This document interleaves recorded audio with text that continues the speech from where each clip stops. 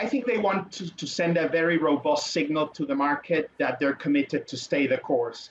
However, the organization, if you look at the report from the Joint Technical Committee, is probably being a bit over optimistic about the demand scenario for next year. Because while the accumulation of stockpiles that Argus expects of about 1 million barrels per day for the next of this year will be enough to prevent or to keep the market from over tightening, if the continuation of the agreement and adding 400,000 barrels per day also every month next year, that will certainly create a situation of oversupply. The Joint Technical Committee is speaking already about 1.6 million barrels per day stock accumulation, but Argus already expects that that accumulation could be double that rate of about 3.2 or 3.3 million barrels per day. So it looks like at some point next year, the organization is going to have to come to terms with that developing surplus and probably do some adjustments and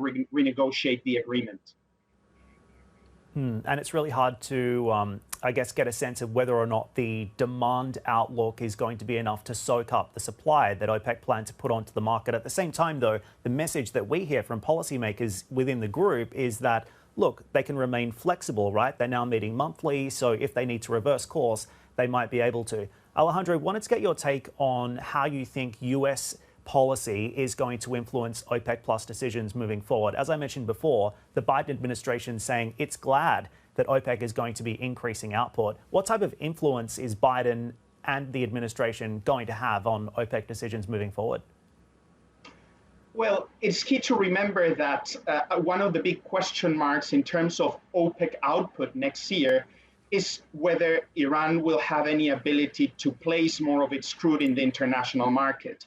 And of course, that depends on the ability that the US and Iran have to come to an agreement that would lift at least some of the sanctions currently constraining those exports. If you contemplate that Iran's total production and exports could rise, let's say, by 1 million barrels per day between now and the end of next year, then OPEC would, of course, have to take a much more disciplined approach in terms of its return to output, because they would have to accommodate the increasing output from Iran, and probably other members that are, leading the production increases today would have to curb that down.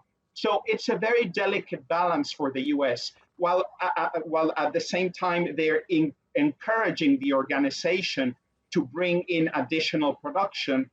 If they continue a policy of trying to come back to an agreement with Iran, that may result at some point in oversupply in the market.